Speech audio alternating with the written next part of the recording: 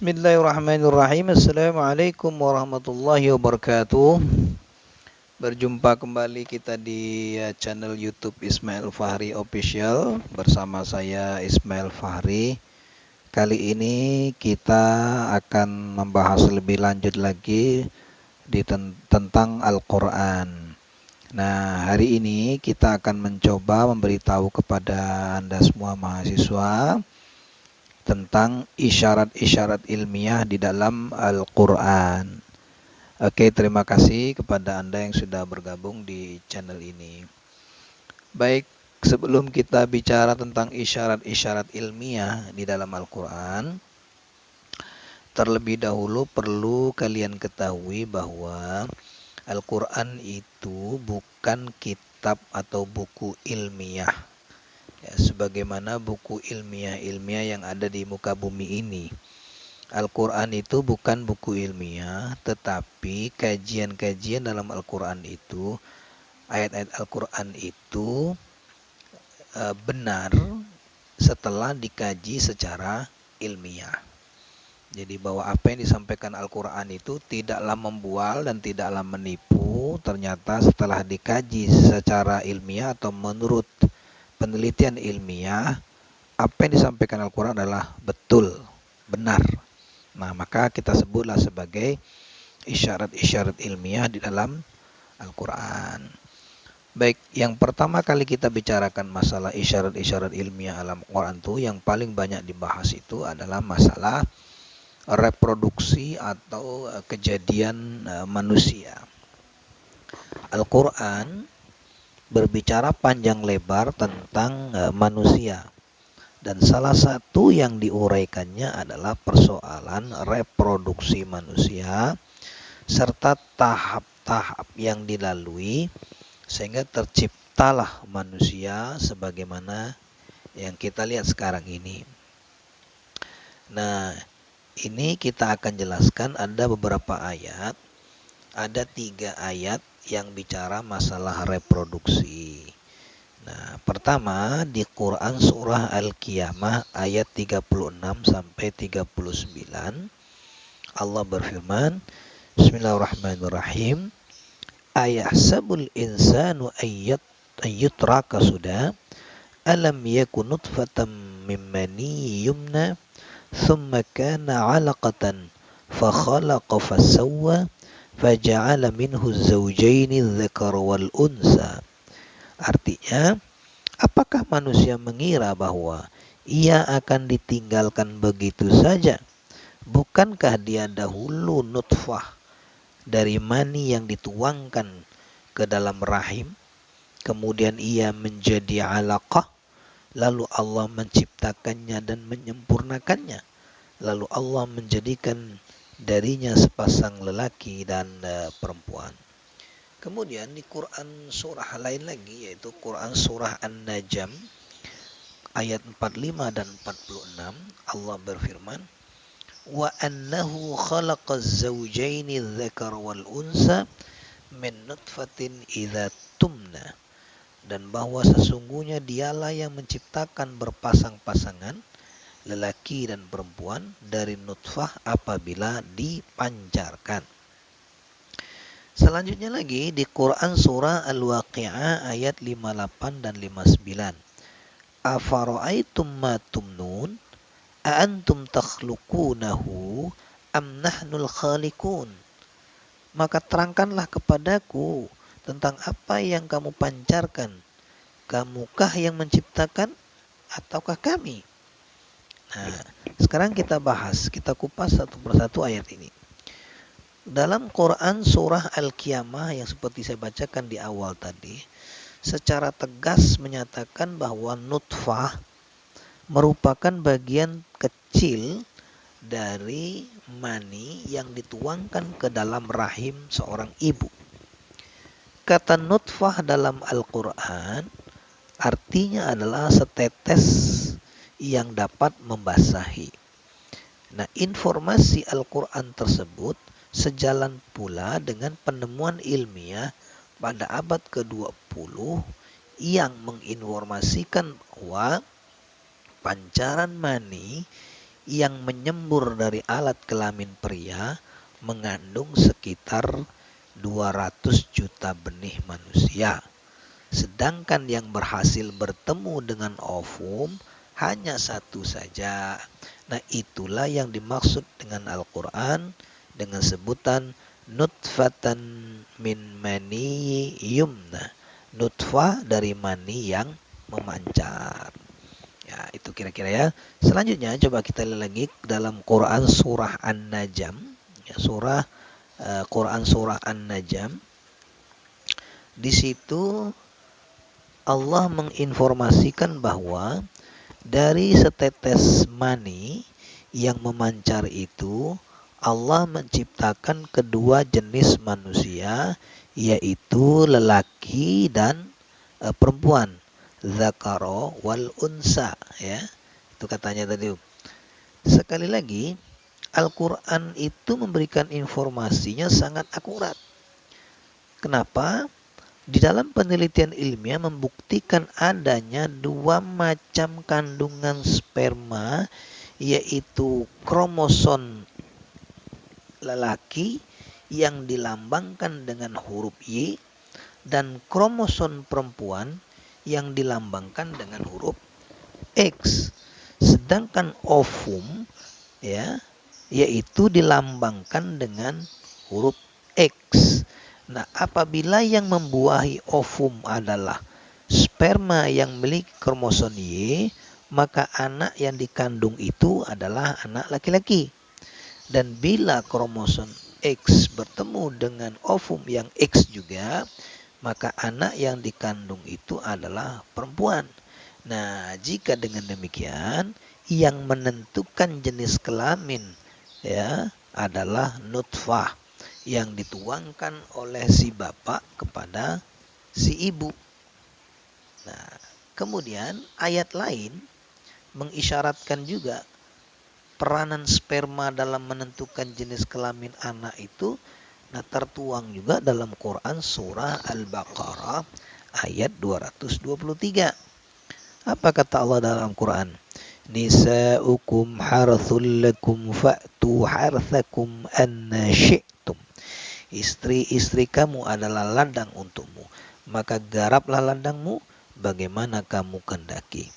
Nah, apabila seorang petani menanam tomat di ladangnya, maka jangan harapkan yang tumbuh adalah buah selain tomat. Tentu tomat yang tumbuh karena dia menanam tomat. Begitu juga kalau dia nanam pisang, ya tumbuhnya pisang. Karena ladang itu hanya menerima benih. Ini berarti yang menentukan jenis tanaman yang berbuah adalah petani, bukan ladangnya. Jadi wanita atau istri oleh ayat Al-Quran diibaratkan seperti ladang. Jika demikian, wanita itu bukan wanita yang menentukan jenis kelamin anak, tetapi yang menentukan jenis kelamin anak itu adalah benih yang ditanam seorang bapak dalam rahim seorang ibu. Nah, hasil pertemuan antara sperma dan ovum dinamailah oleh Allah nutfah amsaj. Nah, ini namanya nutfah amsaj. Jadi di mana itu bunyi ayatnya? Dalam Al-Quran surah Al-Insan ayat 2. Allah berfirman, Inna khalaqnal insana min nutfatin amsaj nabtalihi faja'alnahu sami'an basira. Sesungguhnya kami telah menciptakan manusia dari setetes nutfah amsaj, maksudnya adalah yang bercampur. Kami hendak mengujinya dengan perintah dan larangan, karena itu kami jadikan dia mendengar dan melihat.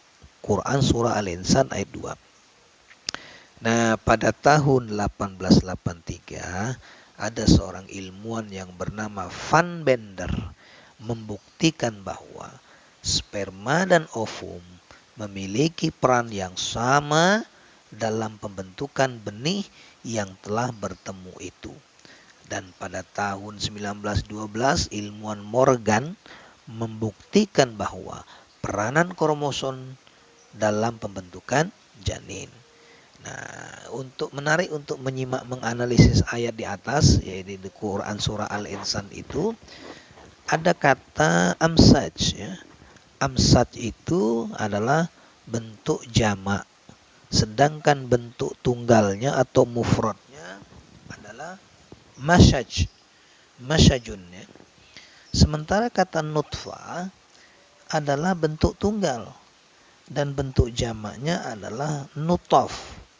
Sepintas terlihat bahwa redaksi kata nutfah amsaj itu tidak sesuai atau tidak sesuai dengan kaidah yang ada pada bahasa Arab. Nah, kalau kita lihat dalam bahasa Arab, amsaj itu adalah kata sifat atau naat. Sedangkan nutfah itu adalah yang disifati atau man'ut. Nah, dalam teori bahasa, man'ut atau naat atau adjektif atau kata sifat itu mengikuti pola dari man'ut atau yang disifati. Kalau yang disifati itu adalah mu'annas, maka naatnya, kata sifatnya juga harus mu'annas. Kalau dia tunggal, mufrad, maka kata sifatnya juga harus mufrad. Nah, kata nutfatin amsaj ini sangat berbeda. Nutfah itu mufrad, sifatnya itu jamak. Jadi man'utnya mufrad, naatnya jamak. Di sini ada terjadi kelainan. Apakah sebabnya? Apakah sebabnya? Apakah Al-Quran keliru dalam hal ini? Tentu saja tidak. Karena Al-Quran insya Allah tidak akan keliru. Nah, kemudian dikaji oleh pakar-pakar bahasa yang menyatakan bahwa jika sifat dari satu hal berbentuk tunggal, ya, mengambil bentuk jamak, maka itu mengisyaratkan bahwa sifat tersebut mencakup seluruh bagian-bagian kecil dari yang disifati. Nah, dalam hal nutfah, maka sifat amsaj itu bukan sekedar bercampurnya dua hal sehingga menyatu atau lebih atau terlihat menyatu, tetapi percampuran itu demikian mantapnya sehingga mencakup seluruh bagian dari nutfah tadi. Nah, nutfah amsaj itu sendiri adalah hasil percampuran sperma dan ovum, ya, sperma dan ovum yang masing-masing memiliki 46 kromosom. Jika demikian, wajarlah bila ayat di atas menggunakan bentuk jamak untuk mensifati nutfah yang memiliki jumlah yang banyak dari kromosom itu. Dan informasi Al-Quran itu tidak berhenti di sana, ya. Tidak berhenti di sana, dilanjutkannya bahwa nutfah tersebut dalam proses selanjutnya menjadi alaqah. Coba buka Al-Quran surah Al-Mu'minun ayat 14. Summa khalaqna nutfata alaqah. Kemudian kami jadikan nutfah itu adalah alaqah. Nah, pakar-pakar embriologi menegaskan bahwa setelah terjadi pembuahan atau amsaj, maka nutfah tersebut berdempet di dinding rahim. Dan inilah yang dimaksud Al-Quran dengan sebutan alaqah. Nah, kata alaqah itu dalam kamus mempunyai arti antara lain segumpal darah atau sejenis cacing yang terdapat di dalam air, ya, bila diminum dapat melengket atau dapat lengket di tenggorokan. Nah, kata alaqah itu berakar kata dari aliqa yang berarti bergantung atau tergantung atau melengket, ya. Nah, Al-Quran menggunakannya dalam konteks urayanya tentang reproduksi manusia, ya, reproduksi manusia. Nah, Ketika nutfah tersebut sudah melengket di rahim ibu, Anda boleh bertanya, dari mana Muhammad memperoleh informasi yang demikian akurat itu? Padahal hakikat ilmiah ini baru ditemukan oleh ilmuwan setelah 1000 tahun lebih dari kedatangan beliau. Kemudian bukankah beliau itu seorang ummi, tidak pandai baca, tidak pandai nulis? Maka jawabannya jelas bahwa Allah lah yang memberikan informasi itu kepada Nabi kita Muhammad sallallahu alaihi wasallam. Itu masalah ilmiah kita yang pertama. Sekarang kita lanjut lagi isyarat-isyarat ilmiah kita tentang yang lain. Kita akan masuk ke isyarat-isyarat ilmiah yang lain, yaitu masalah gunung. Kita bicara masalah gunung. Dalam Al-Quran surah An-Naml ayat 88 Allah berfirman, وَتَرَى الْجِبَالَ تَحْسَبُهَا جَامِدَةً وَهِيَ تَمُرُّ مَرَّ السَّحَابِ صُنْعَ اللَّهِ الَّذِي أَتْقَنَ كُلَّ شَيْءٍ إِنَّهُ خَبِيرٌ بِمَا تَعْمَلُونَ. Kamu lihat gunung-gunung itu, kamu sangka ia tetap di tempatnya, padahal ia berjalan sebagaimana jalannya awan. Begitu pula perbuatan Allah yang membuat dengan kokoh tiap-tiap sesuatu. Sesungguhnya Allah mengetahui apa yang kamu kerjakan. Quran surah An-Naml ayat 88. Nah, dari hasil rekaman satelit diperoleh bukti bahwa Jazirah Arab beserta gunung-gunungnya itu bergerak mendekati Iran beberapa sentimeter setiap tahunnya, ya. Sebelumnya sekitar 5 juta tahun yang lalu Jazirah Arab itu bergerak memisahkan diri dari Afrika dan membentuk Laut Merah.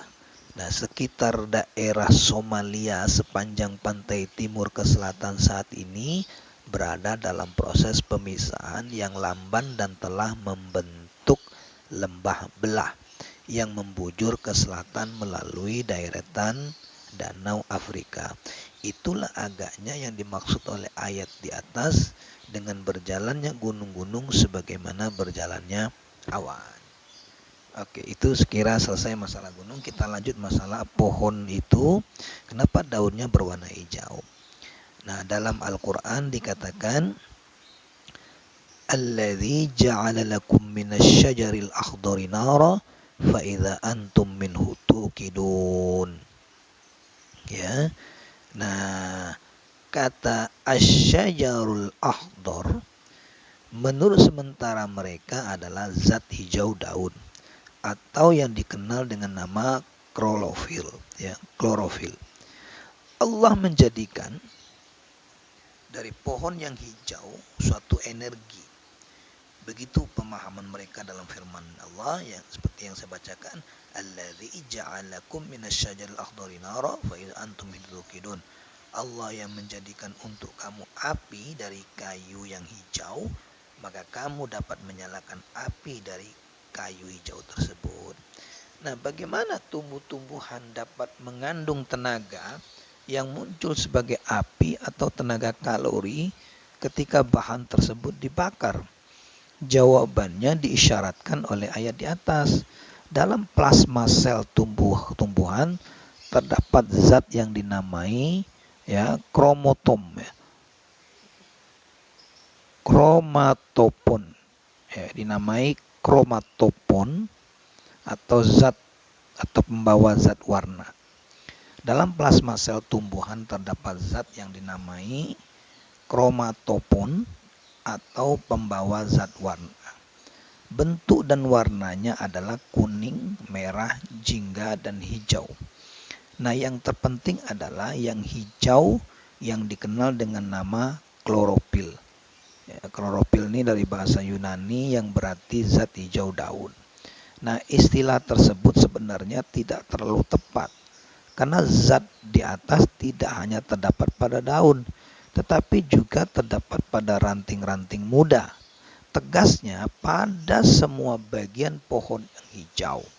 Di sini terbukti bahwa istilah yang digunakan Al-Quran lebih tepat yaitu asyajarul akhdar, yang terjemahan harfiahnya adalah pohon hijau.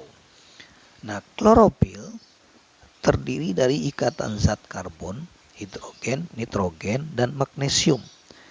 Aktivitas utama klorofil adalah menjelmakan zat organik dari zat anorganik sederhana dengan bantuan sinar matahari. Nah, proses ini disebut fotosintesis, yakni mengadakan sintesis dengan foton atau cahaya. Jelasnya, klorofil mengubah tenaga radiasi matahari menjadi tenaga kimiawi melalui proses fotosintesis, dengan kata lain menyimpan tenaga matahari dalam tumbuh-tumbuhan berupa makanan dan bahan makanan yang nantinya akan muncul sebagai api atau tenaga kalori sewaktu terjadi pembakaran. Nah, proses ini disebut respirasi atau menurut istilah Al-Quran faida antum minhu tuqidun, ya, maka secara merta tanpa campur tangan dari kamu dapat menyalakan api. Nah, proses fotosintesis ini ditemukan oleh seorang sarjana Belanda pada akhir abad 18 Masehi dan diisyaratkan oleh Al-Quran pada abad ke-7. Sekali lagi, dari mana Nabi Muhammad mengetahui hal ini? Tidak ada jawaban yang tepat kecuali berkata bahwa informasi datang dari Allah Subhanahu wa Ta'ala. Itulah kira-kira ya makna atau isyarat-isyarat ilmiah yang singkat dari Al-Quran yang kita baca barusan. Oke, terima kasih atas perhatiannya. Assalamualaikum warahmatullahi wabarakatuh.